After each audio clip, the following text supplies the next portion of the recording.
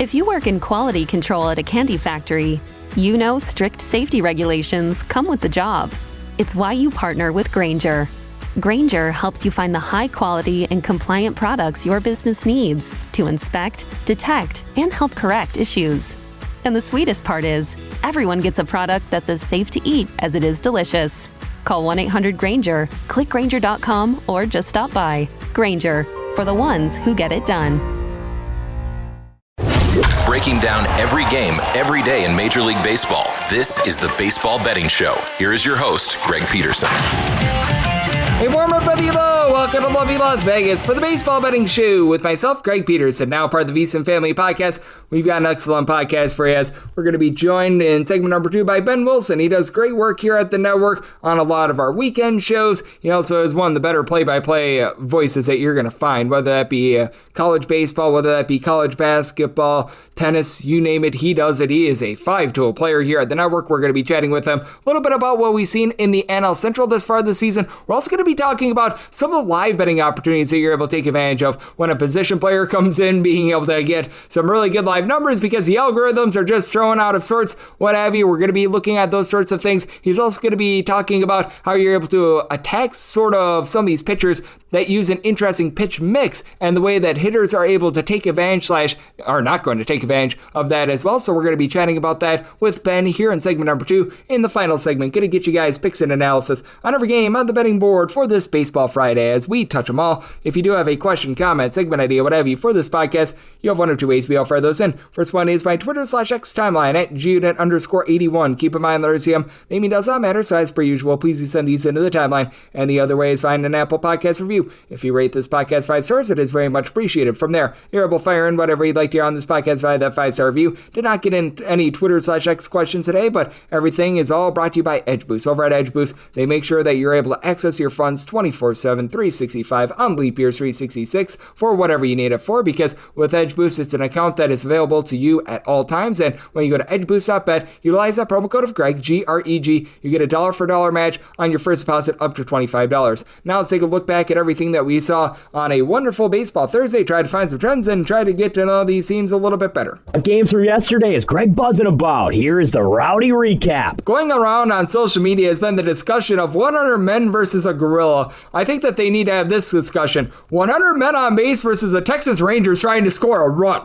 3-0, they lose to the old Sacramento A's. As for Texas, they go 0-4 with men in scoring position, and Tyler Mahle takes a loss despite pitching quite well. 1 run allowed over the course of 6 innings. Jacob Webb gives up a run in a third of an inning. Sean Armstrong, a run in an inning, but Hobie Milner paired up outside the bullpen scoreless. Jacob Latz, he's able to give you a scoreless inning, and then Jeffrey Springs, 6 scoreless innings from there. Mitch Spence, TJ McFarland, they both lend a scoreless inning. Justin Sterner and Mason Miller, they both are able to polish off a scoreless inning of their own. So that was relatively rough for the old Walker Texas Rangers, and this was rough for the San Francisco Giants. They fall to the Colorado Rockies, who entered in this game 5-25, and after starting 4-25, the Rockies have won back-to-back games. I didn't know that was possible. 4-3 the final. The Rockies do get the job done, and for the Rockies, 9 overs, 21 unders, and a push. The only team with a better under rate is the Rangers with 23 unders and 9 overs thus far this season. And for Colorado, Kyle Freeland does give up a home run in this one. He gives up 3 runs in total over the course of 6 innings as Eloy Ramos was able to get his 5th home run in the campaign, but the bullpen did their part. Scott Alexander, Anel Shavili, they combined for 2 scoreless innings. Zachary Ognos, he's able to get 8 scoreless innings, and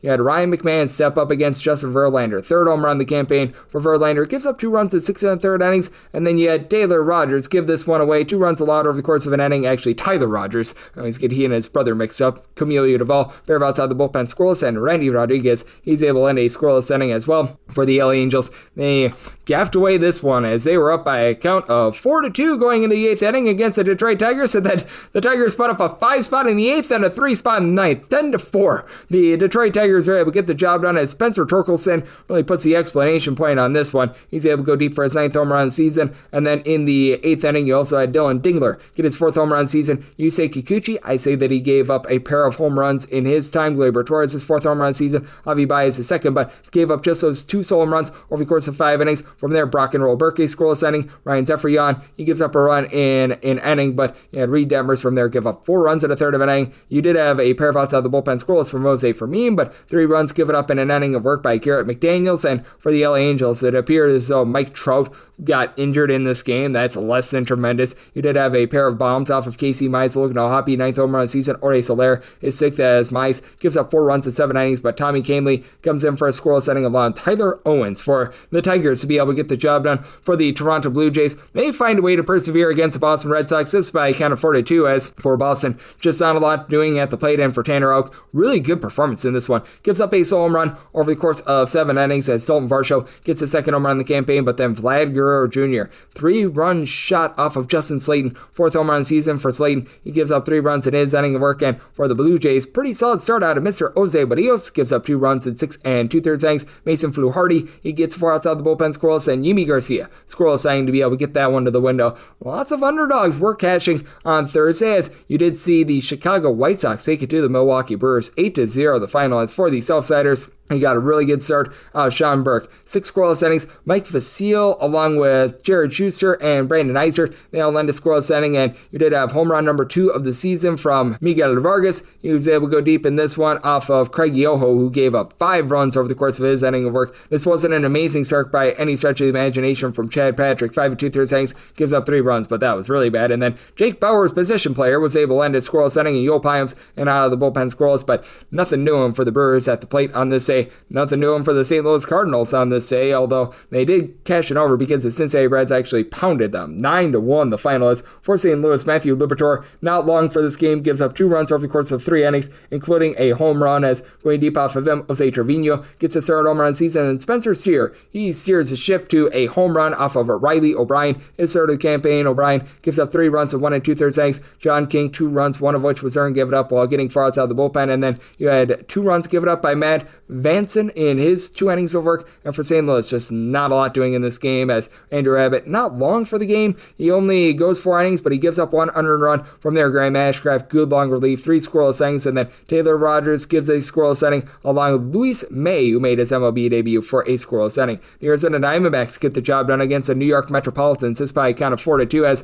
the Mets have been a really good under team. How about 11 overs, 20 unders, and a push? And for Arizona, you had a pair of home runs in this one. Tim Tebow, 5th home run of the season, and Geraldo Perdomo, his 5th. Those both come off the bullpen, as Ray Garrett gave one up to Tiwa as he goes for 1 2/3 innings, allowing this home run. Other one given up by Max Kronick, who just gave up a solo home run in 2 2/3 innings over Kodai Senga. Not long for this game. He only went 4 innings, gave up 1 run. From there, you had a run given up in a 1/3 of an inning by Mr. Genesis Cabrera, and then you had a out of the bullpen from Ty Edcock as well. Scoreless for the Mets. Just not a lot doing at the plate, although you did have Juan Soto finally be able to bust out a pair of home runs. I believe his first 2 at Citi Field. His 4th and 5th home runs of the season, going deep off of Zach Gallen along Kevin Ginkel. For Gallen gives up that solo home run in his 6 innings of work. Ginkel, a solo home run in his inning of work. Ryan Thompson, Shelby Miller, they both on a scoreless inning. But other than those 2 deep balls by Soto, not a lot doing there. The Cubs, they are doing a lot on offense. They lead the league in runs per game, and they took it to the Pittsburgh Pirates 8-3. The final is Colin Ray says hit by parade to getting this win. Gives up 2 runs over the course of 6 innings. Did allow a home run to Brian Reynolds, his 4th home run of the season.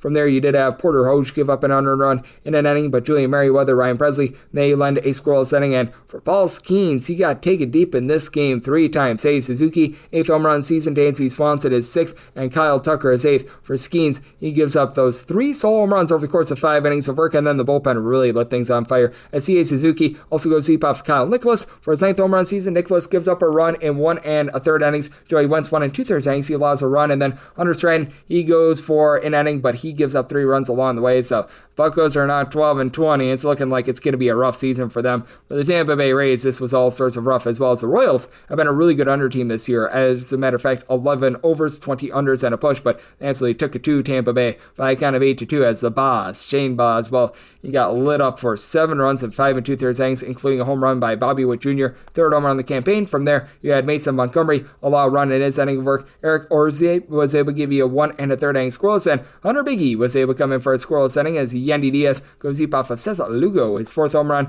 of the campaign. Lugo gives up 2 runs over the course of 6 innings. From there, Daniel Lynch, Anel Zerpa, and Craig Stratton, they're all able to lend a scoreless inning, and lots of scoreless innings out there in Philadelphia, as well as the Phillies. they fall to the Washington Nationals. It's by a count of 4-2. As for the Washington Nationals, they say, thank the Lord that Brad Lord gave a solid start. 2 runs allowed over the course of 5 innings. Jose Ferrer, 2 scoreless innings. Jorge Lopez, Kyle Finnegan, they both give a scoreless inning. And for the Philadelphia Phillies, you had Taijuan Walker give up 4 runs in 5 2/3 innings, but only one of which was earned. There was a Bryce Harper fielding error that really hurt him. Orion Kirkering, he had a out of the bullpen scoreless. Joe Ross, 2 scoreless innings. Carlos Hernandez, scoreless inning of his own. But for the Phillies, not a lot doing at the plate for them, and not a lot doing at the plate for the Minnesota Twins either. How about 4-3? The Guardians are able to find a way to persevere and get the job done. As for the Minnesota Twins, he had a pretty solid start here from Simeon Woods Richardson. Would have liked a little bit more length as the 5 walks knocked him out early, but gives up 2 runs over the course of 4 2/3 innings. He did allow a home run to John Kenzie Noel, his second home run of the campaign. From there, the bullpen was pretty solid.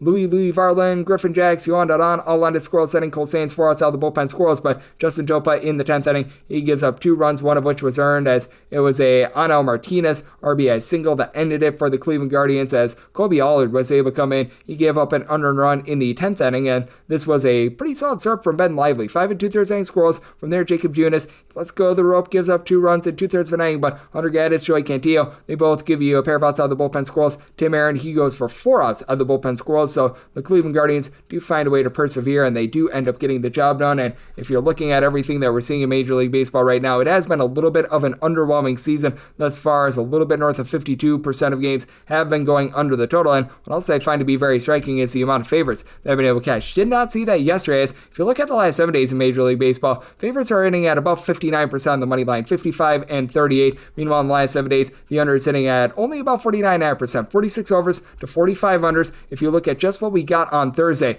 the favorites went 1-10 on the money line. I'm not even kidding. 1-10 on the money line. And if you look at the season today, favorites still hitting at north of 60%, 280 and 185 on the money line. But man, not great for the favorites on Thursday, to say the least. And overall, the under is hitting at darn near 52% this season, 230 unders to 214 overs. So that's what we're seeing in baseball right now, and that's what we all got on Thursday. Now let's take a look at the NL Central, ways to be able to bet live in baseball and so much more with our good friend Ben Wilson right here on the Baseball Betting Show. It's myself, Greg Peterson, now a part of the VSIN Family Podcast.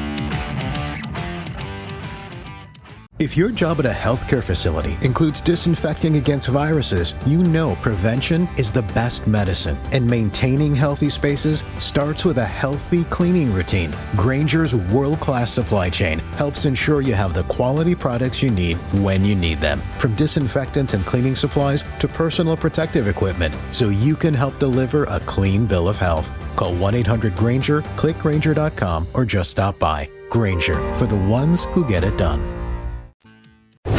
Breaking down every game, every day in Major League Baseball. This is the Baseball Betting Show. Here is your host, Greg Peterson.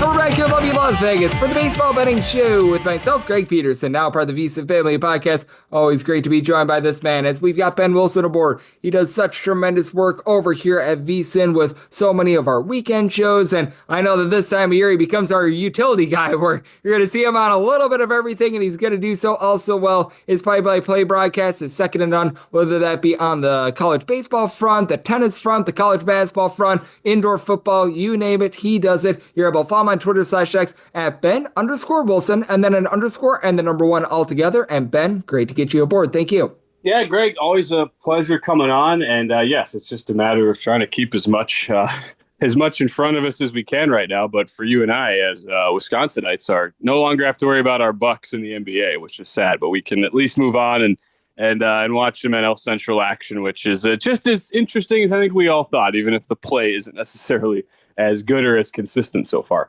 Yep, and being someone that went to college in the lovely city of Oshkosh, the fact that a man from Oshkosh got in the face of Giannis Antetokounmpo was not necessarily so great over the last 48 or so hours, so there was that aspect of things. But, you know, with the Milwaukee Brewers, there still is hope of them being able to win a title. I don't think that's going to happen, but there's still hope of them being able to win a title, and I will cling on to that for as long as possible. But what have you made out of an NL Central that thus far, really the Cubs have been that impressive team, and everyone else in the division has sort of been not terrible, but not great? Yeah, I really wonder on the Milwaukee side of things specifically. You talk about, like, what are the ingredients for these teams to make turnarounds? And I mean, the Brewers, it's actually a lot simpler, I think, you know, as far as the issues, if you're comparing them to, say, a Cardinals, Pirates, especially Reds, who have pretty, all those three teams have pretty serious warts, and there's just a lack of talent in certain key positional spots, whether that's hitting or starting pitching or bullpen. But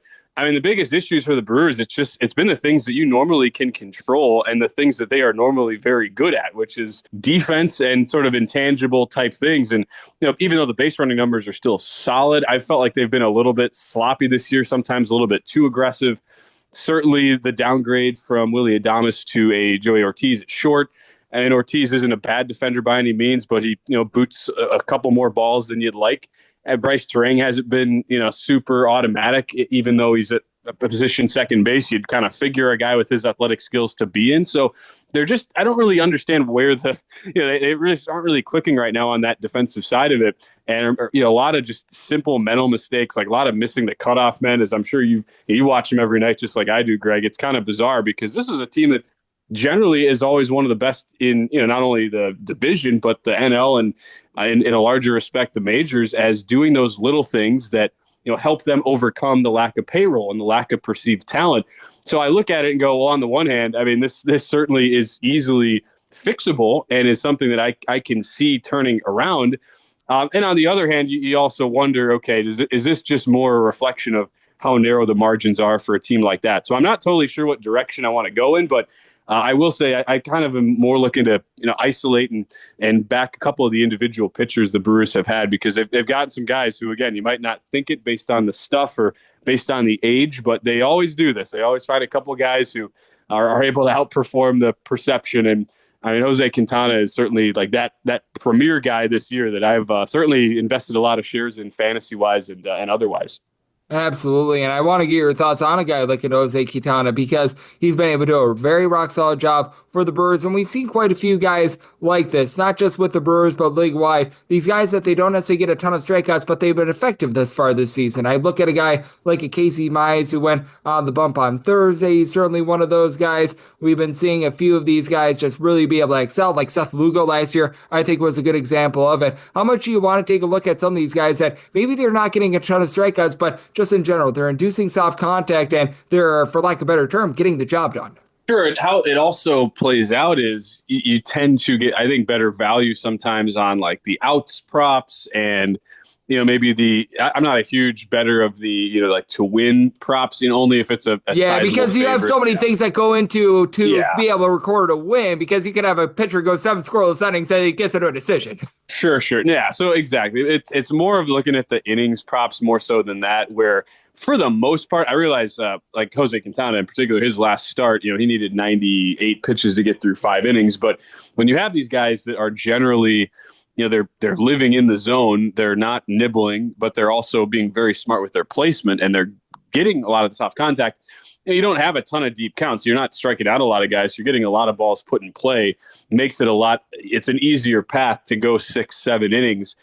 So whether it's that, I've started to see some of the, like the quality start markets which I've certainly gotten burned a couple of times with guys getting pulled at 5 2/3 when they were cruising. So again, you kind of have to tread carefully with those, but that's sort of how I look at it, especially in an era where you see starting pitchers go deep, less and less deep into games and get their pitch counts higher early as they chase the Ks.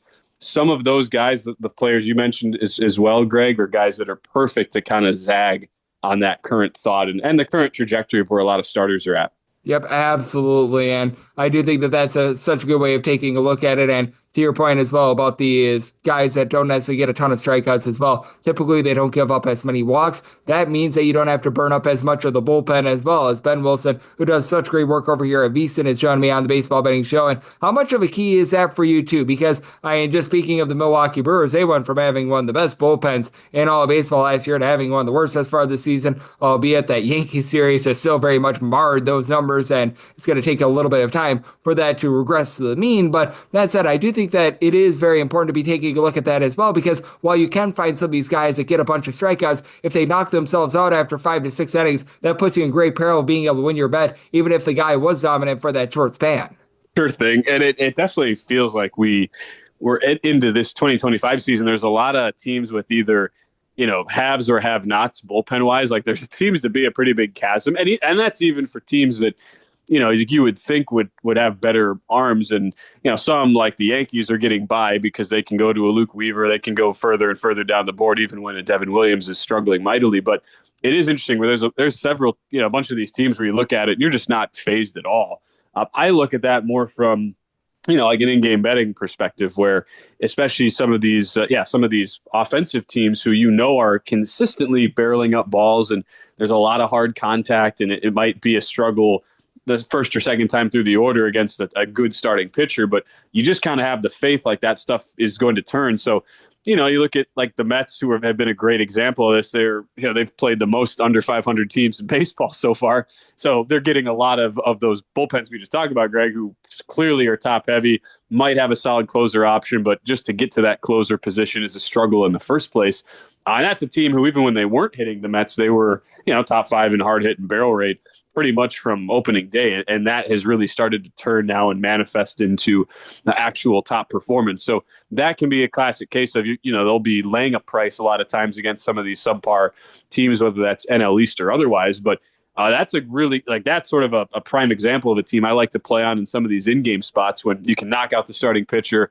And you feel like the depth of that lineup is conducive to putting together really quality ABs and turning a game around if they're down a run or two going into the 6th or 7th.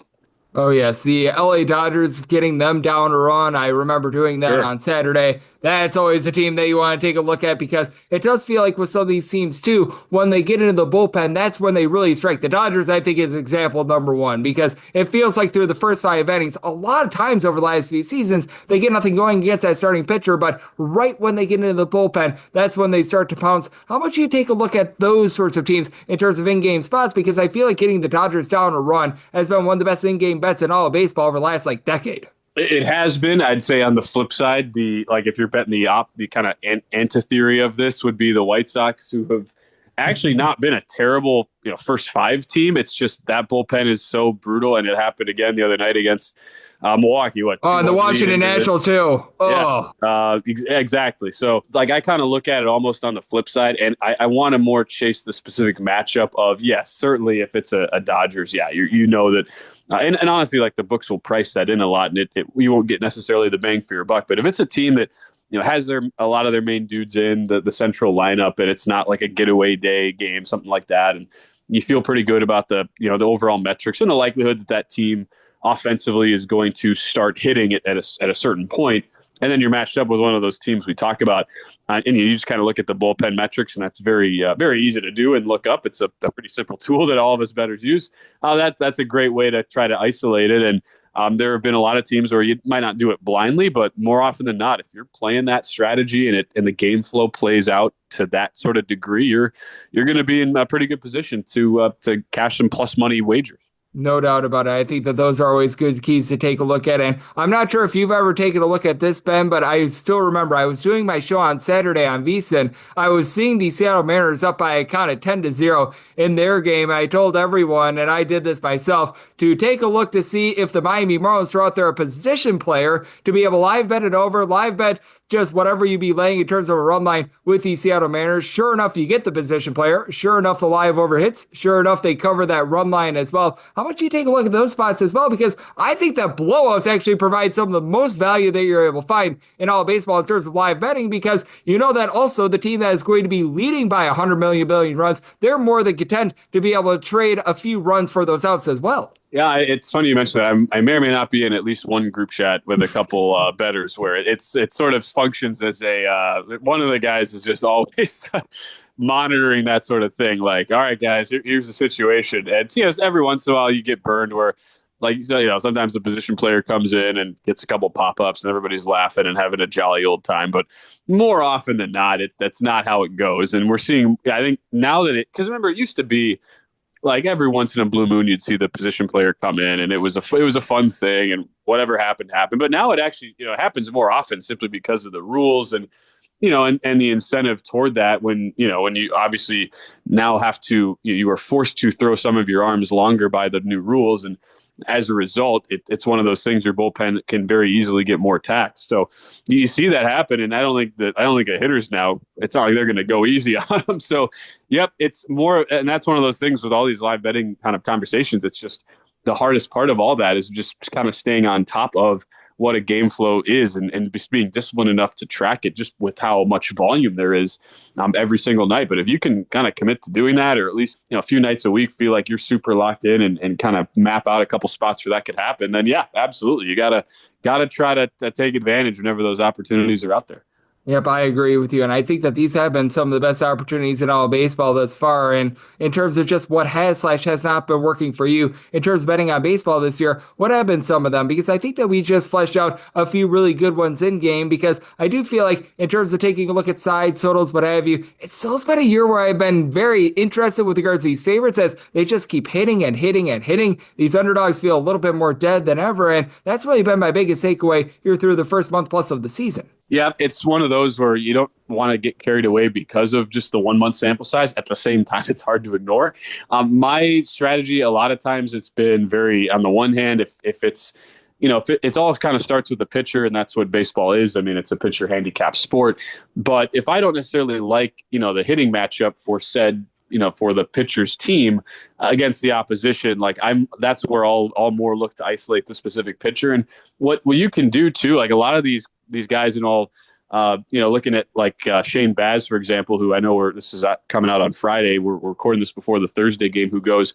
Well, that guy has had an incredible curveball all year. Like the usage rate is up, getting tons of swings and misses. It's grading out as one of the best in baseball, and it's why he's having a great season. So I naturally will look, and this is very easy to do now. You can look up like Baseball Savant and other sites like that, and you can look at lineups and see how these specific players handle, say, a curveball, or how players hit, obviously four-seam fastball is your more predominant sort of pitch type. But you can see like what a lineup looks like by pitch type and match that up with what a pitcher's throwing. And that's where I'll look. And, if there's a pretty big delta, I'll look at a K prop on that. Otherwise, I might just look to play like some of the innings over or the, hits to the under, something like that. But that's kind of where I try to get into the weeds of some of these pitcher matchups, especially as the juice becomes very, very high if they are a favorite. And you might not love the hitting matchup. You want to find a way to back that pitcher. So that to me is a really useful tool that I don't think gets talked about enough. And that might get painted as like a super nerdy in the weeds thing, but it's definitely useful, and it can oftentimes lead you to some smarter bets as opposed to just having to lay big chalk, which sure, it's worked through April, but it might not work in the long run.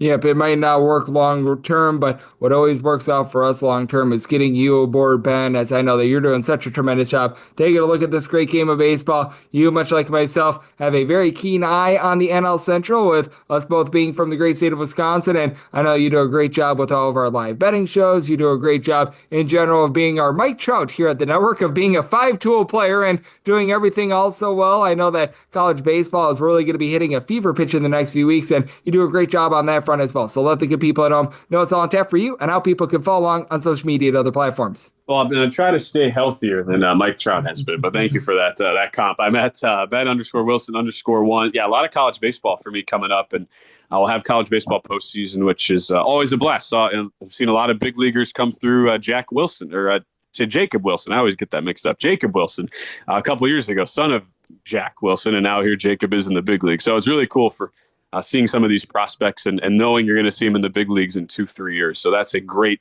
way to kind of get ahead of who are the prospects you need to know. And yeah, college baseball betting has become a lot more popular on that now. So that's, if you have the time, make sure to check that out, because you can get a good idea of, okay, who are like the next stars to watch and kind of get ahead of the game on that. Okay, I do need to ask you one more question. Jacob Wilson, the fact that he draws no walks whatsoever, how insane is his plate approach at the plate? Because, I mean, my goodness, this guy is going in there in full ambush mode in every single at-bat. I don't know if I've ever seen anything quite like it. It's pretty amazing. I will say, just like watching him in college, he carried himself like a major league shortstop. I mean, he was just sort of like one of those guys, and we'll just say he was very aggressive at the plate in college. Now that you could certainly get some of those arms, it would result in a lot better output than at times we've seen in the majors. But I found that very interesting, especially because you always thought of his dad as like the scrapper, put every ball in play kind of guy in Jack. So that's to me, like, that's baseball in 2025 in a nutshell, is it not? Oh, absolutely. And I mean, it is very nice that he embraces being able to give the people what they want, giving the people some action. And Ben, he always gives us what we want. Some great insight. So big thanks to Ben for joining me on the Baseball Betting Show, now part of the VSIN Family Podcast. And coming next, it is that time of the podcast to give you picks and analysis on every game on the betting board for this Baseball Thursday as we touch them all. If your job at a healthcare facility includes disinfecting against viruses, you know prevention is the best medicine. And maintaining healthy spaces starts with a healthy cleaning routine. Grainger's world-class supply chain helps ensure you have the quality products you need when you need them. From disinfectants and cleaning supplies to personal protective equipment, so you can help deliver a clean bill of health. Call 1-800-GRAINGER, click Grainger.com, or just stop by. Grainger, for the ones who get it done. Breaking down every game, every day in Major League Baseball, this is the Baseball Betting Show. Here is your host, Greg Peterson.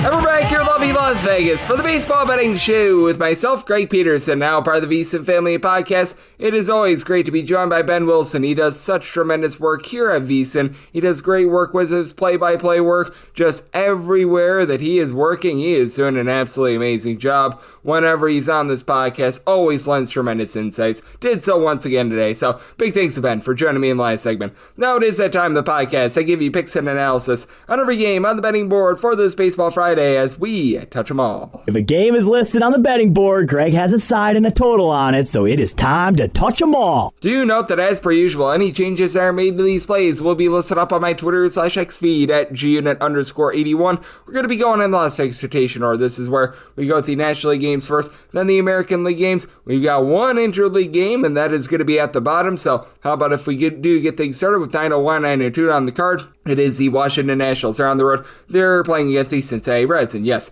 we are into Cincinnati. Who's on Hunter Green getting the start for them. Right now, the betting board reads undecided for the Washington Nationals, so this game is off the board. I am starting to see one initial opener with it being listed as TBD for the Nationals, and many are thinking that Mitchell Parker is going to get the start here, and that would be at FanDuel -164 on the Reds, +138 on the Nationals, total of 8.5 with the over -105, under -115, and delay run half with Reds, we'd be getting a +125, and if we do indeed get Mitchell Parker, I would be willing to lay that run half with the Reds. I'd be willing to take anything of a +105 or higher. Do recognize that the last start or two for Hunter Green has been a little bit less than savory after he had a good first 4 or so starts of the season, but this guy is still absolutely nasty. And this guy, ever since he came into the league a few years ago, he's just gotten better and better. For Green thus far this season, just 1.5 walks and 10.6 strikeouts per 9 innings. In his first 3 years, he had given up 3.4 walks or more in each out of his first 3 seasons. He's done a nice job of being able to keep things out in front of him. Does have the propensity to give up the deep ball at home throughout his career. He's giving up north of 1.7 home runs per 9 innings, but overall, I really love this guy's approach. And when he's been at home thus far this season, he has been absolutely dominant. I believe that he has given up only 2 runs thus far at home. He might have given up 3, but I mean, this guy has been absolutely locked down over there. Meanwhile, you take a look at Mitchell Parker, and he's a relatively solid pitch contact guy. Not a guy that's going to go out there, get you a bunch of swings and misses or anything like that, but I mean, overall this season, he's been able to keep the ball in the yard, giving up just 1 home run in 37 and a third innings. 265 ERA should be going northward. 380 fielding independence. He is getting 5 strikeouts per 9 innings this year. Now, last year, that was closer to about 8 strikeouts per 9 innings, and is coming off of a start in which he gave up 7 runs, 6 of which were earned against the New York Mets. Prior to that, he really wasn't giving up too much, but I did feel like Mitchell Parker was due for a regression prior to that start, and for the Reds, they're starting to figure it out on offense. It's been a little bit of a rough season for them to start out with, but ever since they put up that 24th spot against Baltimore, things have been turned around because they got Austin this A's kid back in the fold. Austin A's right now giving the team north of 400 on base, 5 home runs. Ellie De La Cruz, while he does strike out a ton, he does give you 5 bombs, 350 on base. Additionally, Gavin Lux has been very good at finding a way on, hitting above a 300. Now you've had a few guys like Matt McClain, Jameer Candelario, guys like this that they do need to hit for a little bit more average, but you're now starting to get a lot out of Santiago Espinal, and Neovaldi Marte has been able to find it thus far this season as well. So that's been a really good sign for the team. Now, if you're looking at Hayes, he has been dealing with a little bit of ailment over the last few days, so do be mindful of that. But on the flip side for the Washington Nationals, this team is swinging and missing much more than they did in past seasons. You additionally have by far the worst bullpen in the big leagues on their side, as they entered into yesterday with a 7.41 ERA, and only 2 guys that are eligible to come out of the bullpen have an ERA below a 5.6. just absolutely amazing what we've seen out of the just stinkitude of these guys. Like all these guys, Jorge Lopez, Lucas Sims, throw in there Cole Henry, all these guys have been awful. Kyle Finnegan has been one of your lone trustworthy relievers. They've brought in Andrew Chafin off the scrap heap. These guys have just all been bad, though. And for the Washington Nationals, it's not as if this has been some sort of amazing offense. James Wood has been amazing. He has been able to give the team 9 home runs, 360 on base. And then you've got Nathaniel Lowe. He's thrown in there 6 bombs, 325 on base, but you could use a little bit more out of some of these young guys. Jacob Young has only been able to hit a 227, albeit on base is right around about a 338. CJ Abrams is starting to pick it up. He dealt with a little bit of injury over the last few weeks. He's come back. He's now hitting about a 280 with some power, 4 home runs. Keibert Ruiz is hitting a 300, but Dylan Cruz just a 240 on base. Josh Bell just a 230 on base. I do think that for the Reds, they will have Hunter Green do a nice job of getting a bunch of strikeouts and get the job done for this team, especially with the Reds. I mean, the bullpen is not amazing, but you know what? It's a lot better than that of the Washington Nationals right now, as they have opted Alexis Diaz to go down to the minor league level. But likes of Graham Ashcraft, he used to be a starter, Taylor Rogers, Tony Santillan. When it's all said and done, they should have sub 3.5 ERA. So I'm going to be willing to take the run line of the Reds at a plus 125, and did somebody told it at 8.4. So in FRIR, I'm in on the under. 903, 904 on the betting board. The Pittsburgh Pirates do play OC Slam Diego Padres. As for the Padres, it is one Dylan Cease who goes for them. Mitch Keller is on the bump for the Pirates. Pirates are anywhere between plus 122 to plus 131 underdogs, between minus 138 to minus 148. Then number on San Diego. 8 is the total. Under is minus 120, and the over is even. And this is a spot where I'm going to be willing to take a shot on the under of 8. I did set my total 7.7. For the Padres, minus 147 is my absolute max lay on them, but I am going to be willing to lay it. Now with Mitchell Parker, throughout his career, has always been much better when he's been at home rather than when he's been on the road. For Mr. Keller, and it's a case where you just don't want to be trusting this guy when he's away from home, but even when he's at home, it's not like he's the world's most amazing pitcher, and by that I mean his ERA when he has been at home throughout his career, he's been posting up about a 4.07 at home. He does give up less than a home run per 9 innings. It's about 0.7 home runs per 9 innings on the road. This does balloon up to about 1.2 to 1.3 home runs per 9 innings, and that ERA on the road is a 5.10. That's something that you just want any part of. For Mitchell Keller, he's been having a little bit of a tough time in terms of finding his swing and miss stuff. It's been a little bit better recently, but still only about 7 strikeouts per 9 innings. We noticed it last year as well. He had a little bit of a velocity dip, so I have to wonder if he's ever going to really be able to bust through, become one of those really good swing and miss guys. Though his command has been relatively solid, less than 3 walks per 9 innings this season. And for Dylan Cease, ever since he's gotten to San Diego, he's been able to do a good job of being able to reduce on the walks. Now this year he's up to about 3.5 walks per 9 innings, but he's getting 11 strikeouts per 9, 5.76 ERA, in my opinion, not representative of how he's pitched. 3.18 fielding independent. He's given up less than a home run per 9 innings. Feels like he was able to see some positivity in that start against the Rays and the prior start against the Houston Astros. Numbers are just very much warped from a bad start against the old Athletics. So I do think that going forward, we should be seeing things normalize with them. And then for the San Diego Padres, how about a sub 2 bullpen ERA? Like all these guys, Yuki Matsui, you throw in there a long guy like an Adriano Hone, Jason Adam, Robert Suarez, all these guys are firing on all cylinders. The concern that you currently do have for the San Diego Padres is a lineup, because you've got Jackson Merrill's on the 10-day injured list. Seems like Luis Reyes should be good moving forward after he had that scary collision on Sunday Night Baseball, so good to see that. He's a traditional 300-plus hitter. Manny Machado's on it for a lot of power, but he continues to move the line along Xander Bogaerts. They're getting back Jason Hayward, which I don't think that that's like a massive upgrade for them, but they were trotting out there the likes of Oscar Gonzalez and company, so that's going to be able to help out. And then Fernando Tatis Jr. has just been absolutely amazing thus far this season. North of a 400 on base, 8 home runs. You have to love what he's able to bring to the table. And for the Pittsburgh Pirates, it's Oniel Cruz, and it's not a whole lot else. Oniel Cruz has been able to do a nice job. He's hitting 8 home runs, north of 360 on base. He's finally been able to find it, but that said, the rest of this team just not doing a great job of helping him out, as Tommy Pham is hitting like a $170. These guys like Jared Trollo, Jack Swiniski, Andy Rodriguez, that they give at-bats to, Henry Davis when they give him a shot. I know these guys are hitting at 200 or lower. Andrew McCutcheon is very long in the tooth, though he has given the team about a 350 on base. Brian Reynolds, after a rough start to the season, up to 4 home runs. He's starting to find it a little bit more, but that said, I do think that Dylan Cease puts the Pirates on lockdown and sends them into Davy Jones's locker. So I told 7.7. I like the under of the Padres. I'm going to be willing to lay up to a minus 146 on that. that money line. 9-5, 9-6 on the betting board. The Arizona Diamondbacks hit the road. They're facing off against the Philadelphia Phillies. Jesus Luzardo is on the bump for the Phils, and Merrill Kelly is on the bump for Arizona. And Arizona finds themselves as an underdog of between plus 135 to a plus 143. Meanwhile, between minus 148 to a minus 162 is that number on the Phils. 9 is the total. Over and under anywhere between minus 105 to a minus 115. And I did set my total at 8.3. I'm going to be willing to take a shot on the under. I do believe that Merrill Kelly is being just punished very much for that one horrible start that he had to begin the season, as he went up against the New York Yankees, gave up 9 runs. That was very much less than tremendous, but past that start, he's been able to do a solid job of going out there and holding it down, as ever since that start, he has allowed 2 runs or fewer in each of his last 4 starts in terms of earned runs. I think that there might have been one start where he gave up an unearned run or 2. He has been a little bit shaky with giving up 1.4 home runs at 3.3 walks per 9 innings, but does feel like he's starting to bust through a little bit more. And for the Philadelphia Phillies, this has been a little bit of a hot and cold lineup this season, because Kyle Schwarber has been there, giving the team north of a 400 on base. He's been able to do a nice job supplying the power, but the Phillies only averaging about 0.8 home runs per game going into yesterday. Bryce Harper has been solid. He's been able to give the team a 370 on base. He's been able to supply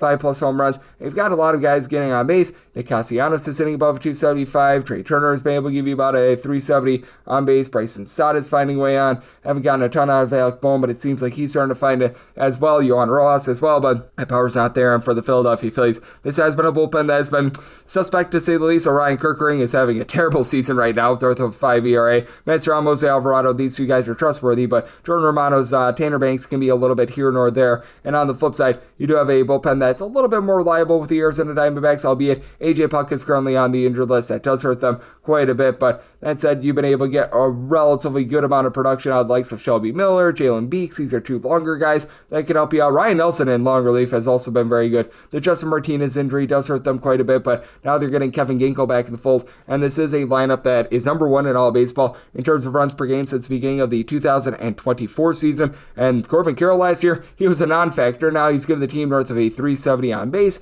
9 home runs. He is back to full force. Pavin Smith has been incredible at getting on base. He's been able to give you a quartet of bombs. He's giving you north of a 400 on base, and Eugenio Suarez hits for no average, but I mean, he had that 4 home run game last week. Josh Naylor has been able to hit 300 with some power as well, so do like what these guys are able to do. But Jesus Luzardo, he just has been that good. Jesus Luzardo has been just able to find it with this team. A .172 ERA, and it's not a fluke. He's got a fielding independent. That is a 2. He is getting a lot of swings and misses right now. His strikeouts per 9 rate is above 10. He's doing a nice job of reducing on the walks with about 2.5 walks per 9. Has given up just 1 home run in 36+ innings. I do think that both of these pitchers give a good performance, but with the Phillies, I did set them on the money line at a -154. If you're looking to lay a run half with them, currently that run line price right around about a +135 to a +140. Personally, I would be taking a look at a little bit more of a run line with the Phillies. I do think that they're finally going to buzz through, but I do think that Luzardo holds down the Arizona Diamondbacks even for how good that offense is. I like the under and the run line of the Phils. 907, 908 on the betting board. The LA Dodgers hit the road to face off against the Atlanta Braves.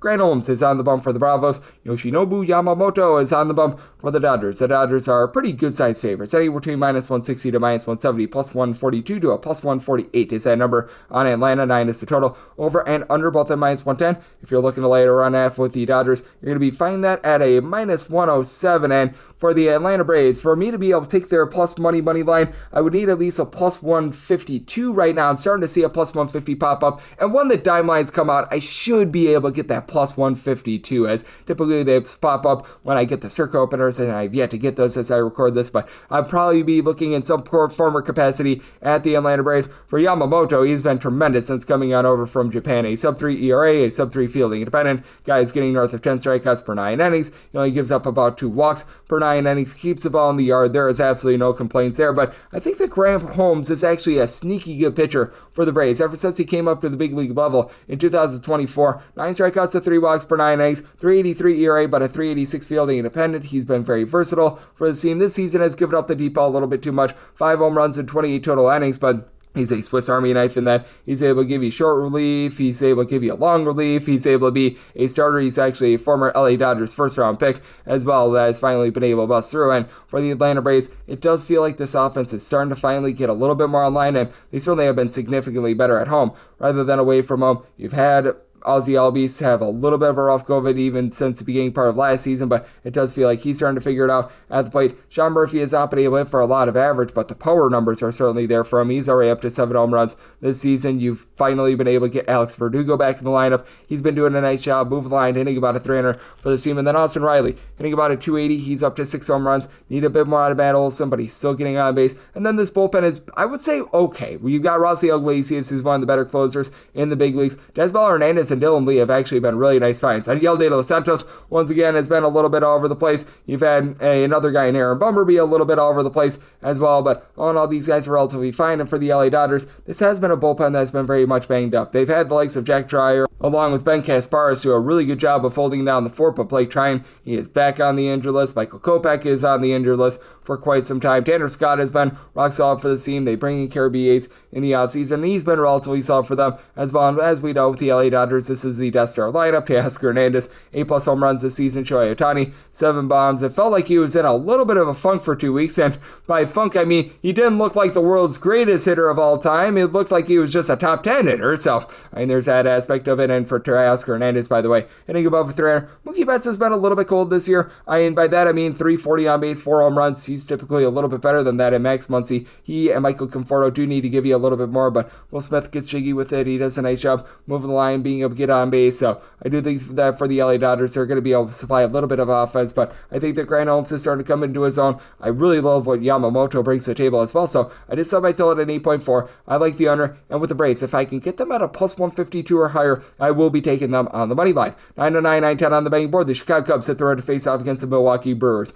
Quentin Pricer is on the bump for the Crew, and Ben Brown is on the bump for the Cubs. And with the Cubs, they are very slim favorites, anywhere between minus 115 to a minus 109. With the Brew Crew, they're anywhere between even money to minus 110, and your total on this game you're going to be getting at an 8.5. Over and under both at minus 110, and with the Brewers, I set them as slim minus 107 favorites. So on this pick'em line, I'm going to be willing to take them up to a minus 106 on the money line. For Pricer, he's been able to do a nice job of being able to just add a little bit of zip on his fastball. He's throwing up to about 95, 96 miles per hour, which he wasn't doing when he was with the Pirates. Pirates, in my opinion, I felt brought him up too early, and now he's been able to get the proper coaching with the Brewers. Now he has given up north of 5 walks per 9 innings. That is a little bit concerning. In his 4 starts, he's only made it 19 total innings, and for the Brewers, this has been a bit of a rough bullpen thus far this season, but I do have reason to believe that these guys have a lot of positivity in them. Their numbers are still very much out of sorts because of what happened to begin the season when they went up against the old New York Yankees, but for the bullpen, you do still have the likes of Yo Payamps, Elvis Figueroa, Jared Koenig, all these guys that were so rock solid in the bullpen a season ago. And Abner Uribe has been a really good bullpen piece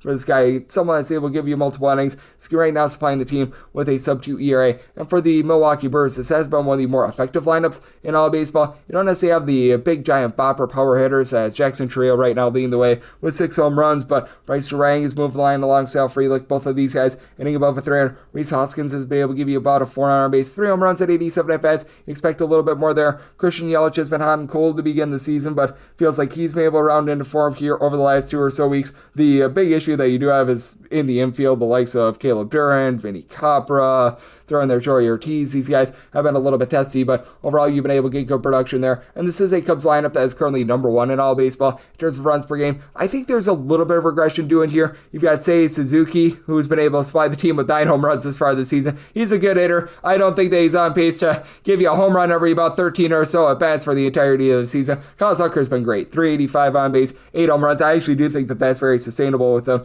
Ian Happ is moving the line, hitting about a 280. You've got Michael Busch hitting the same as well. For Busch, 5 home runs, 370 on base. You'd love to see that. Carson Kelly, 7 home runs in his first 50 at-bats again. It's north of 500 on base. Should be coming downward a little bit, but I've loved what I've seen out of these guys' approach. But the Cubs bullpen has been pretty ghastly, as well as you've got a lot of guys that have been dealing with injury for them, and so many of the guys that were so big for them having a nice second half of the season last year, like Porter Hoge, along with Nate Pearson. These have been guys that have been rough, and in the case of a few of these guys, Eli Morgan, Ryan Brazier, they're currently on the injured list. Julian Merriweather has actually given you some solid innings, but he had a really rough last few seasons prior to this year, so need to see it to believe it there. Caleb Theobar is a guy that I don't have a lot of faith in, and with Ben Brown, he is someone that sort of went from being a starter to being in the bullpen, to being a starter once again, to being back in the bullpen, so he has been a bit up, down, all around. His swing and miss stuff is relatively solid, but sometimes his command can be a little bit lackluster as well. We have seen that this season with 11 strikeouts per 9 innings, but 5 walks per 9 as well. He's better than a 6.04 ERA. Right now, his fielding independent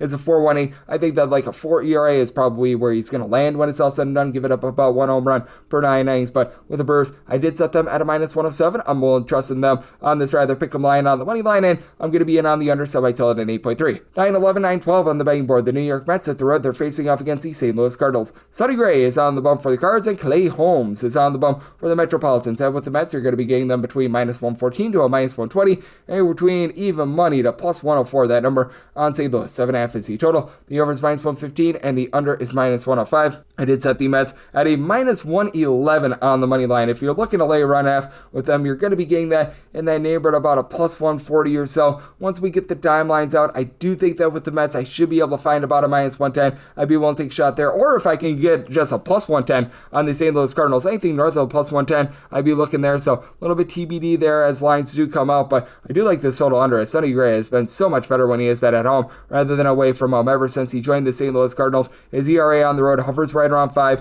When he is on the road, he's been giving up north of 1.8 home runs per 9 innings. At home, he's giving up 0.8 home runs per 9 innings. That ERA drops to right around about 3. So I do love what he's able to bring to the table. And on the flip side, you do have yourself a guy in Clay Holmes that has done a nice job of being able to make the leap from being a reliever to being a starter. Still needs to do a little bit of better job of keeping the walks down, as he has been giving up about 3.8 walks per 9 innings, but he's going deeper and deeper into games. 264 ERA, a 220 fielding independent. He has yet to give up a home run this year. 10.5 strikeouts per 9 innings, and talking about the length, he has won at least 5 innings in each out of his last 4 starts, going north of 5 innings in 2 of those starts as well. So I'm very impressed by the way that he's been able to make this leap. And for the New York Mets, this has been a top 7 team in terms of bullpen ERA. And for the bullpen, it was a little bit warped by the fact that Jose Urena threw a few innings for the team. You're not going to be seeing him in too many pressure spots. And you've got a lot of guys, Oscar Brzobin, Jose Buto, Max Chronic, that are able to give you multiple innings. Edwin Diaz has honestly been a little bit of a roll of the dice. Sometimes I have my trust issues with Ryan Stanek as well, but Reed Garrett has actually been relatively solid. And for the Mets, they've had a little bit of a slow go of it in terms of the actual deep ball itself, but offense overall, firing on all cylinders. They're doing a nice job of moving the line, as you've gotten 6 home runs apiece out of Brandon Nimmo along Francisco Lindor. With Lindor, he's giving you a 360 on base. And the reason why I say that they've been a little bit cold with the deep ball is because Juan Soto, for the longest of time, was stuck on 3 home runs. He was able to bust through. He was able to have a nice day against the Arizona Diamondbacks on Thursday. He's now up to 5 bombs. That is very big for the team, and you knew that that was going to be coming. Pete Alonso has been able to give you 7 home runs, north of a 450 on base thus far. And Luanel Acuna, he's not going to give you a ton of power, but he's right now doing a great job of being able to find a way on base for this team as well. So I think that that's going to be massive. And for the St. Louis Cardinals, it has been a case where Brendan Donovan has been hitting darn near 350 for the team. Wilson Contreras has been cold to begin the season. I do think that he's going to find it a little bit more. He's a consistent north of 350 on base guy. The young guys like Victor Scott are starting to bust through it. They're about a 340 on base. Jordan Walker's had a rough season, and for Nolan Arenado, not the same power that we've seen out of him, but about a 340 on base. Lars Zupar's giving you darn near 400 on base. He's up to 5 home runs, but Evan Ivan Herrera on the injured list has very much hurt the power hitting of this team. Pedro Paz is able to give you a bit of something, but I do think that for the Cardinals, you also have to be very, shall we say, alert to the fact that this bullpen is one of the worst that you're going to find in all of baseball. Even though Ryan Helsley is a really good closer, in my opinion, if had Kyle Leahy be able to step up, he's been able to give you sub 2 ERA, but you've got some of these guys like Chris Roycroft when he's been out there, because he's been up and down from the big league level. Jojo Romero, Riley O'Brien, guys like this giving you north of a 6 ERA thus far this season. So with the Mets at a minus 110 or less, I'm going to be willing to lay the money line with them, and I do think that both of these starters supply good starts. So I might gel at 7.4, so I'm in on the under. 913, 914 on the betting board. The Colorado Rockies hit the road facing off against the San Francisco Giants, as Robbie Ray says they prepare to another start, and Antonio Senzatella goes for the San Francisco Giants. With the Giants, you're going to be getting them between plus 205 to plus 215, and between minus 235 to minus 250 is that number on the Giants if you're looking to lay a run half. With the Giants, you're finding that right around about a minus 120, and so this game is between 7.5 and 8. On the 7.5, over is minus 120, and the under is even. On the 8, the under is minus 120, and that over is even money. And with the San Francisco Giants,